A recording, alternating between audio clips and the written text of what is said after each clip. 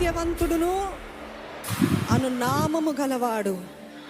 ఆయన నీతిని బట్టి విమర్శ చేయొచ్చు, యుద్ధము జరిగించుచున్నాడు. ఆయన నేత్రములు అగ్ని జ్వాల వంటివి.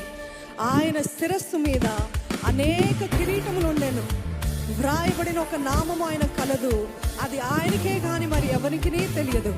రక్తంలో ముంచబడిన వస్త్రము ఆయన ధరించుకొని ఉండెను. మరియు దేవుని వాక్యము ఏంటది? అను నామము ఆయనకి పెట్టబడి ఉన్నది.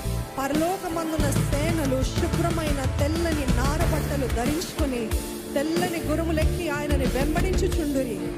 జనములను కొట్టుటకై ఆయన నోటి నుండి వాడిగల ఖడ్గము బయలువెడలుచున్నది. ఆయన ఇనుప దండముతో వారిని ఏలును. ఆయనే సర్వాధికారియగు. ఎవరండి ఆయన? దేవుని తీక్షణమైన ఉగ్రత అనే మద్యపు తొట్టి త్రొక్కును. రాజులకు రాజు, చేతులకి చెప్తామా?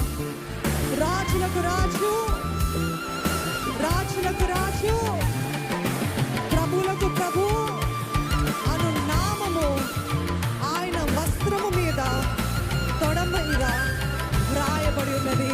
హల్లెలూయా! రాజులకు రాజు, ప్రభులకు ప్రభుని సేవిస్తున్నామని ఎంతమంది రోజు